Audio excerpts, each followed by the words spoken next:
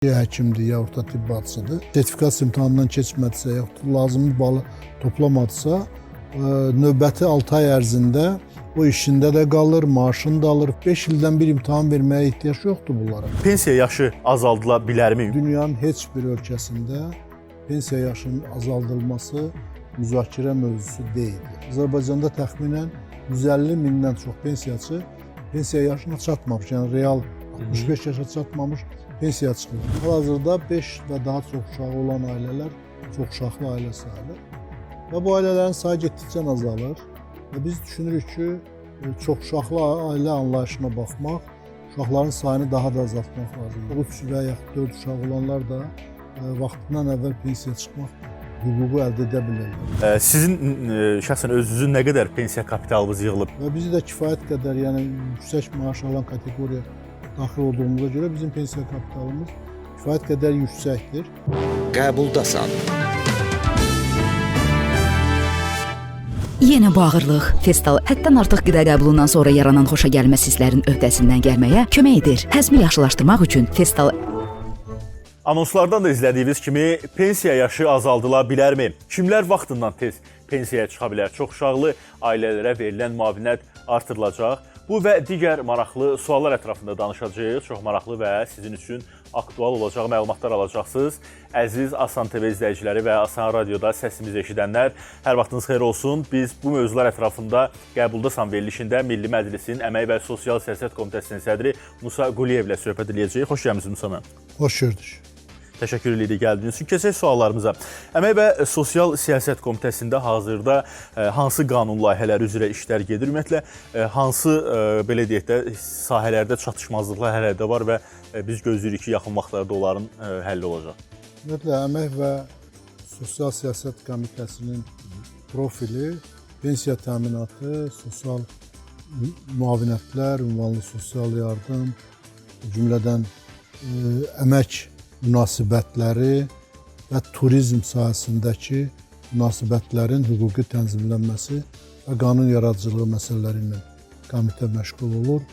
Və vaxtaşırı biz qanunlar ya komitədə hazırlanır, ya da ki, müvafiq nazirliklərdə hazırlanır və cənab prezidentin imzası ilə komitəyə daxil olur. Komitədə baxıldan sonra Milli Məclisin plenar iclasına tövsiyə edilir. Biz çox vacib bir qanuna baxdıq, Əmək Məcəlləsinə dəyişiklik edilməsi ilə əlaqədar və onu tövsiyə elədik Milli Məclisin plenar iclasında. Burada söhbət gedirdi tibb işçilərinin sertifikasiyası və bu sertifikasiya zamanı onların əmək münasibətlərinin tənzimlənməsi.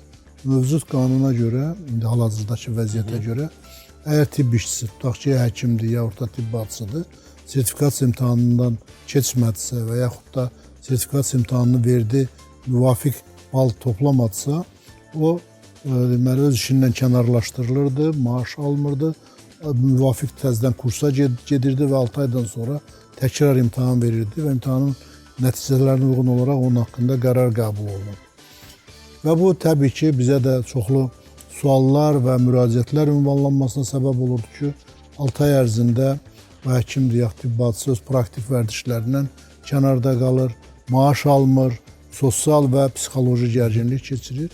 Səhiyyə Nazirliyinin sağ olsun, bizim məsləhətləşmələr də aparmışdı. Onlar qanuna əlavələr, dəyişikliklər təklif etdilər.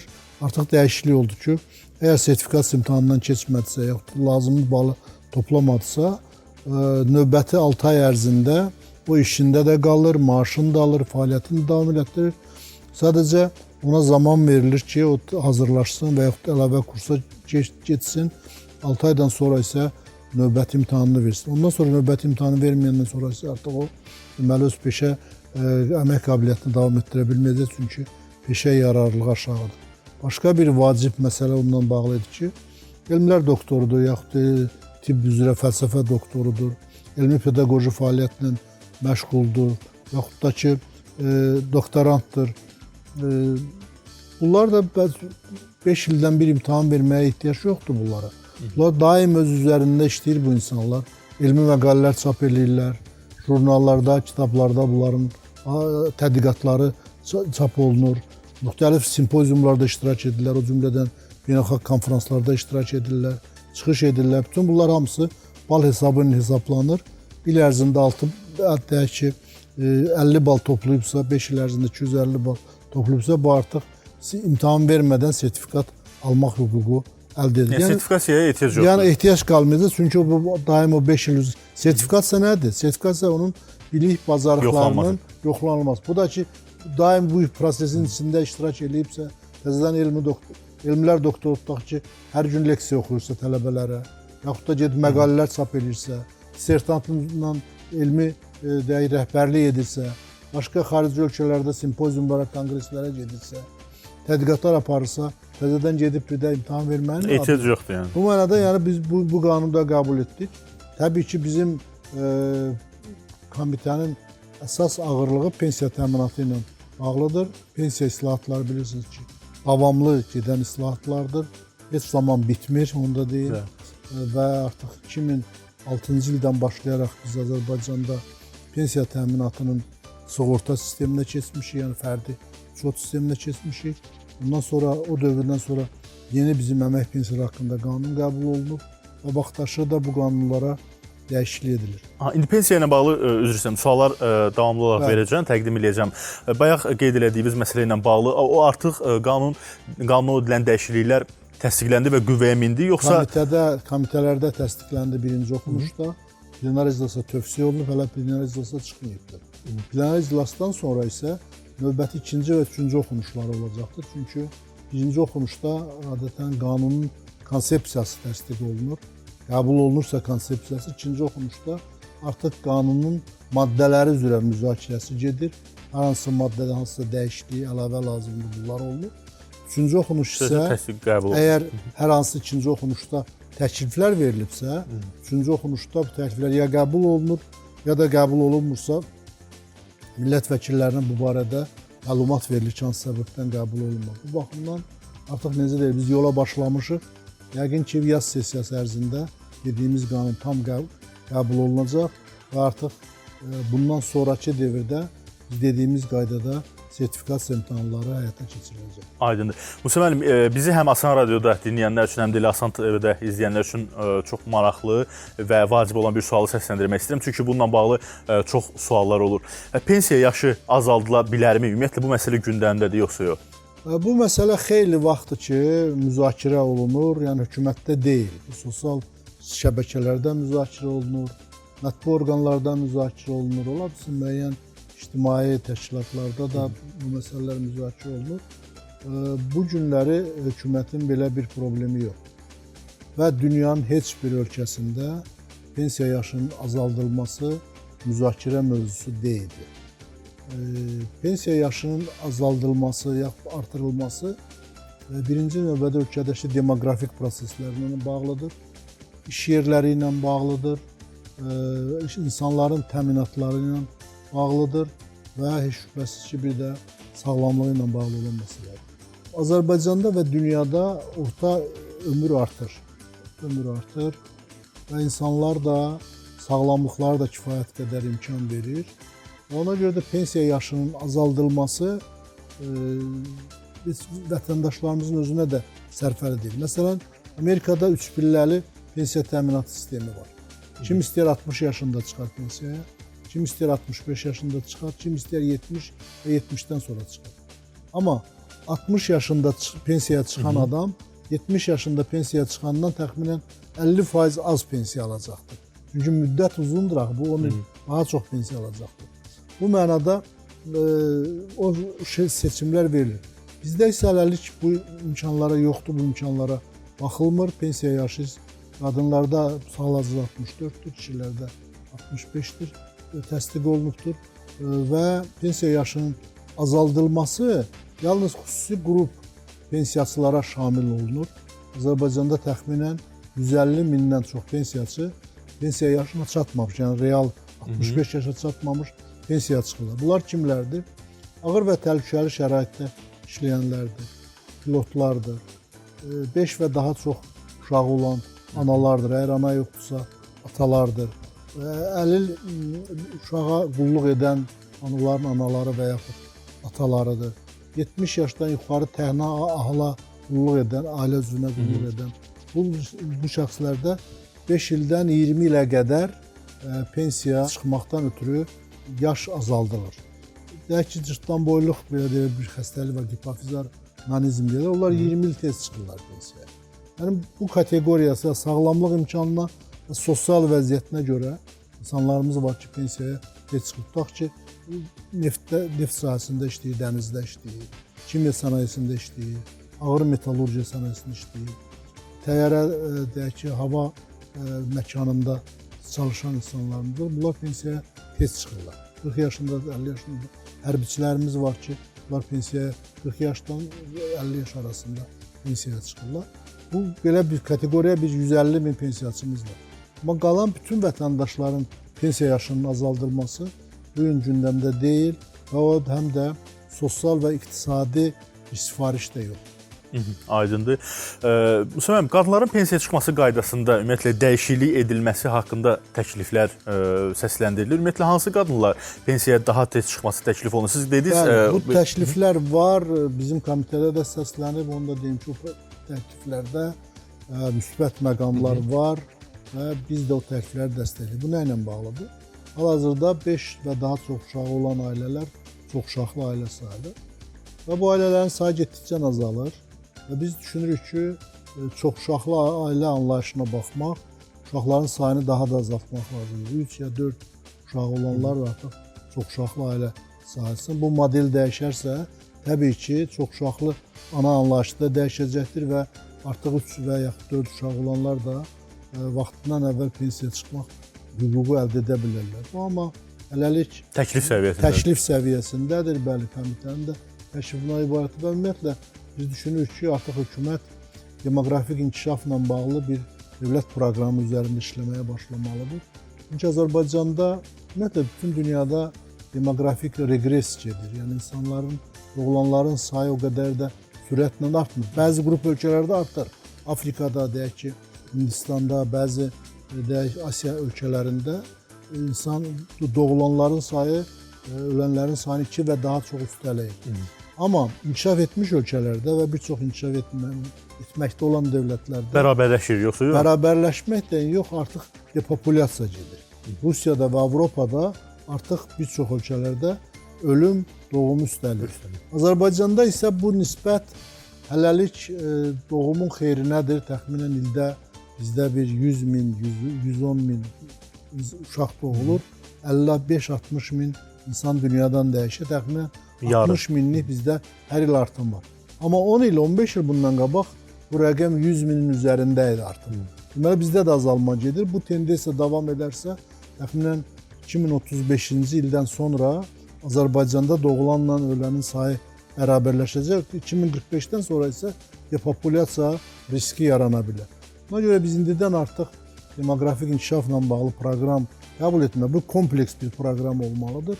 Və bu proqramda biz stimullaşdırmalıyıq və birinci növbədə araşdırmalıyıq ki, bu səbəb nə ilə əlaqədardır, doğum sayını azaldırmaq. Bəzi bizim fikirlərimiz var, amma təbii ki, bu dövlət komissiyası səviyyəsində araşdırılmalıdır.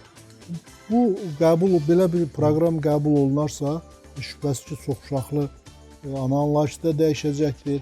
Ola bilsin, doğulan uşaqlara görə verilən müavinətin də məbləği artar. Bir dəfəlik və aylıq müavinətlər də təyin olunar. Bu artıq hökumətin hesablamalarının asılı olacaq. Amma ümumi bizim fikrimiz ondan ibarətdir ki, biz 2035-ci ili gözləməli deyilik.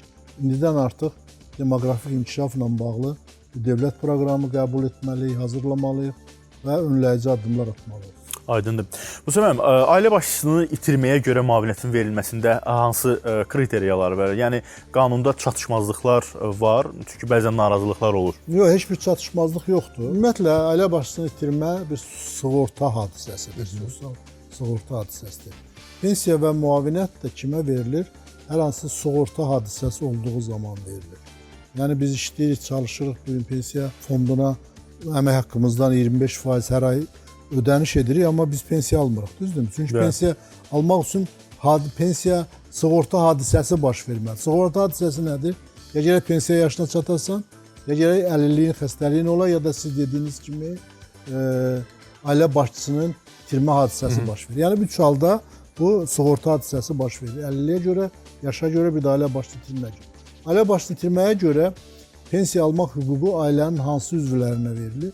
Birinci növbədə ailə başçısı itirilibsə, ailənin digər üzvü, deyək ki, ata ölübsə, ana ölübsə ata, pensiya yaşındadırsa, yaxud əlilliyi varsa, onun pensiyasının üzərinə o birisi ailə başçısının rəhmətə gedənin pensiyasına müəyyən məbləği əlavə oluna bilər. İkinci halda ola bilər, 18 yaşına çatmamış uşaqları varsa ailənin, o uşaqlar 18 yaşına çatana qədər rəhmətə gedən deməli, ailə başçısının pensiyası bölünərək uşaqlara verilir.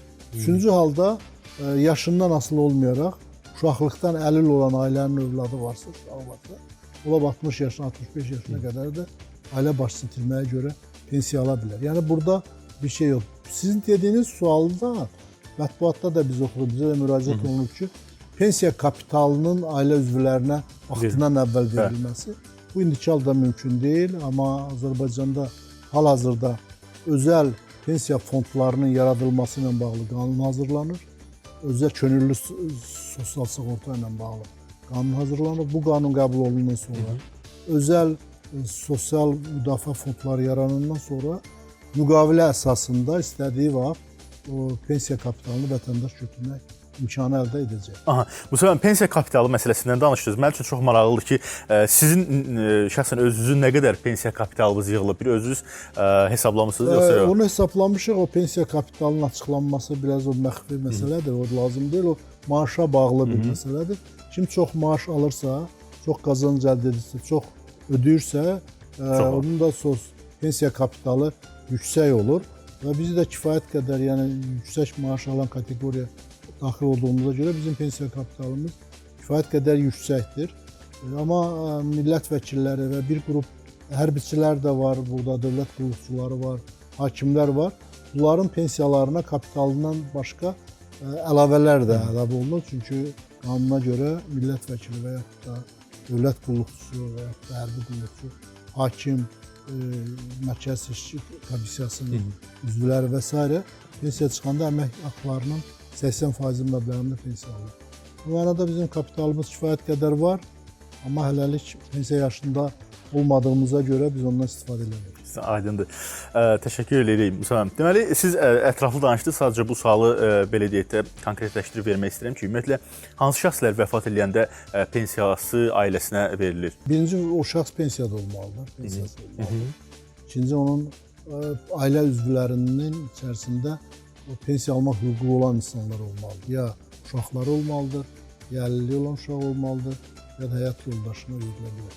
Amma bu şəhid ailələri üçün bu aid deyil, çünki şəhid ailələrində ailənin bütün uşağı da, həyat yoldaşı da, əgər pensiya yaşı varsa da, yoxsa da o həm pensiyansınlar, həm təqaüdlər, onlar imtiyazlar daha geniş tanınır. Aydındır. Çox sağ olun Musa müəllim. Biz qısa aradan sonra davam edəcəyik. Xatırladım ki, Qəbuldasanın qonağı Milli Məclisin Əmək və Sosial Siyasət Komitəsinin sədri Musa Quliyevdir.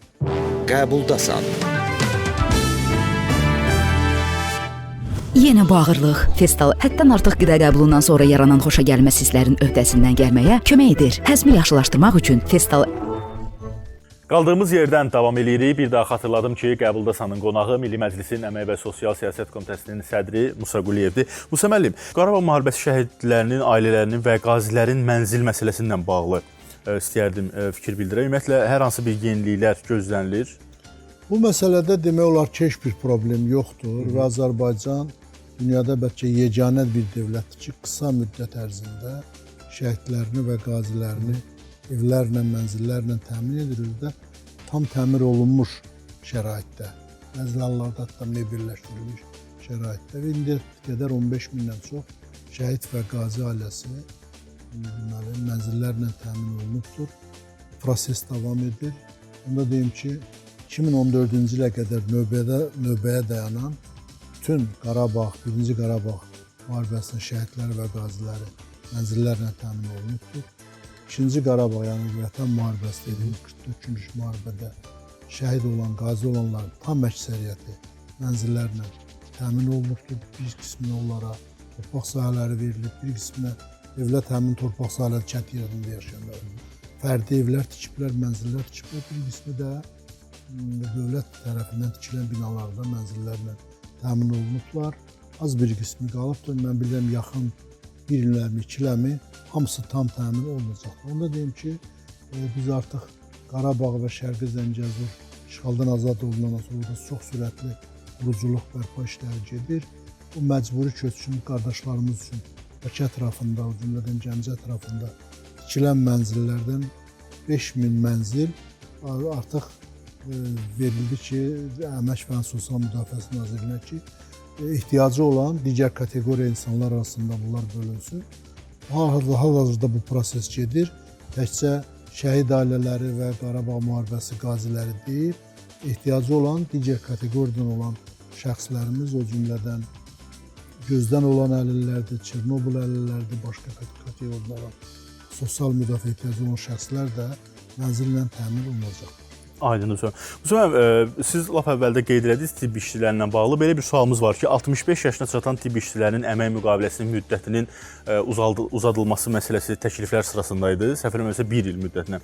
Bununla bağlı fikirlərinizi bilmək Bu istəyirik. təkcə tibb işçiləri ilə bağlı deyil. Bir neçə il bundan əvvəl Əmək Məcəlləsinə dəyişiklik olundu ki, dövlət büdcəsindən maliyyələşən təşkilatlarda çalışan işçilərin son işləmə həddi 65 yaş müəyyənləşdirildi. O vaxt yadınızdadırsa, o vaxt hətta akademiya, universitetlərdə çalışan alimlər üçün də şamil olunmuşdu. Sonra o alimlər bu kateqoriyadan çıxarıldılar. Çünki akademiyada və universitetlərdə çalışanların orta yaş həddi 65-dən yuxarı idi.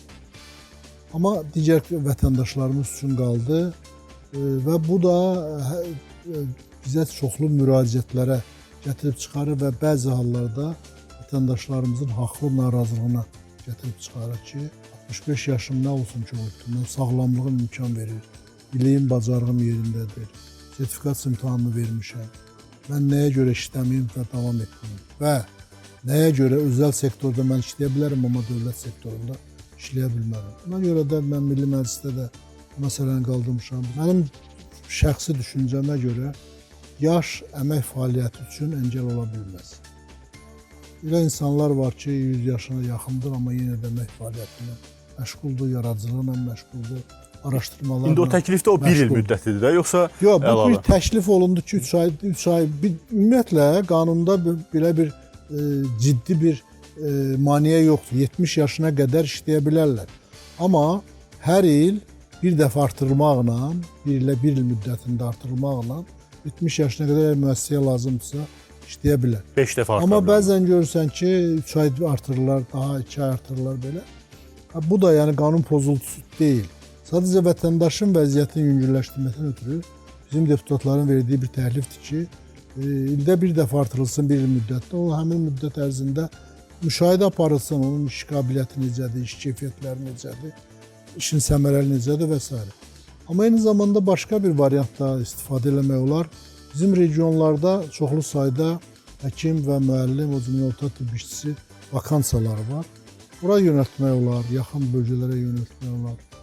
Amma mən yenə düşüncəm ondan ibarətdir. Bu gün də komitədə dedim, biz gəncləri işlə təmin eləməkdən ötürü yaşlı insanları məcbur işdən çıxartmalı deyilik. Gənclər üçün yeni iş yerləri açılmalıdır və bu öncədən planlaşdırılmalıdır. İstər Elm və Təhsil Nazirliyi tərəfindən, istər Əmək və Əhalinin Sosial Müdafiəsi və yaxud İqtisadiyyat Nazirliyi tərəfindən 5 ilin, 10 il öncədən proqnozları olmalıdır ki, bizim əmək bazarımızın vəziyyəti necədir, arada gərginlik var, arada boşluqlar var, arada ehtiyac var işçi qüvvəsinə.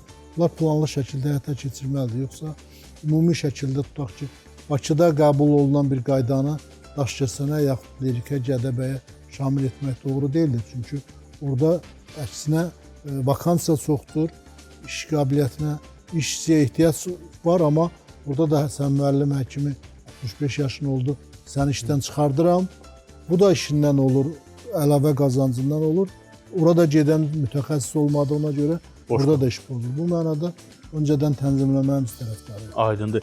Müsəlman, sonuncu sualımdır. Demək, ilk dəfə əmək fəaliyyətinə başlayanlar üçün güzəştlər azdır, yoxsa kifayət qədər var? Burada güzəştlər həm var, həm də azdır. Nədir güzəştlər? Birinci növbədə biz valideyn himayəsindən məhrum olan uşaqlar üçün çox böyük güzəştlər qəbul etdik. İstəfə əmək fəaliyyətinə başlayanda onlara bir dəfəlik 6000 manat məbləğində müavinət verilir. Ev kirayəsi tutsun, hardasa evi yoxdursa, özünə ilkin deyək, ərzaq alsın, paltar alsın, məişət əşyası alsın. Eyni zamanda hərbi xidmətə gedib qayıdırsa, onun vakansiyadır, iş yeri saxlanılır. İlk dəfə iş yerinə başlayırsa, buna müəyyən güzəşt, nə güzəşt ola bilər? Maaşında ola bilsin, ya öncədən verilməsin. Xüsusən biz Qarabağda və Şərqi Zəngəzurda işləməyə gedənlərə bir dəfəlik müavinət də verilir. Sonra sağlamlıq arayışı var idi nəsə? Amma bu kifayət deyil, bilirsiniz. Bir çox hallarda bizim xüsusən özəl müəssisələrdə iş stajı tələb edirlər. İlk dəfə fəaliyyətə başlayan iş stajı ola bilməz axı. Ona görə də onlar o rəqabətdə artıq geri qalırlar. Əgər konkursdursa, sənin stajın yoxdur, mən səni götürmək olursunuz. Amma stajı hardasa bu insan əldə eləməlidir. Yaxşı, 4 il universitetdə oxudu, bakalavr qutardı, gedəcək iş yerdə sənin stajın yoxdur. Ya da universiteti qutarıb, texniki peşə məktəbini qutardı, peşə əldə etdi. Bu mənada... Bunu ancaq özəllər tələb edir? Bunu özəllər tələb edir və mən sizə bilirəm ki, haqsız bir tələbdir, qanunsuz bir tələbdir. Qanunda belə bir şey yoxdur. Burada bir halda mən qanunvericiyə bir də baxmaq lazımdır və dünya təcrübəsinə də baxmaq lazımdır ki, bu güzəşt imtiyazları bir qədər artırmaq və ilk işə başlayanlar üçün həm iş tapmaq asanlaşdırmaq, həm də ki, onlar artıq bazara müəyyən qədər bələd olub getməlidirlər. Çünki çox vaxt bir inersiya ilə gedir, hamısı bir ara getdi. Yadınızdadırsa bir 15-20 il bundan qabağa qədər hamı hüquqşünas olmaq istəyirdi, hamı həkim olmaq istəyirdi. Sonra bir ara hamı iqtisadçı olmaq istədi, bank sektoruna getmək istədi. İndi bu saat deyək ki, mühəndis işinə daha çox ehtiyac var.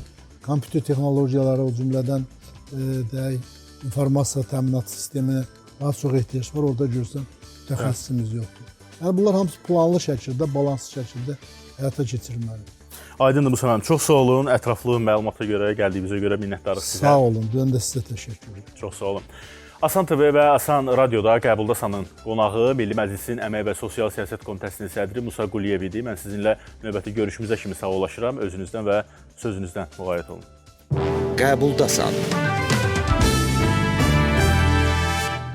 Yenə bu ağırlıq, festal həddən artıq qida qəbulundan sonra yaranan xoşagəlməz hisslərin öhdəsindən gəlməyə kömək edir. Həzmi yaxşılaşdırmaq üçün festal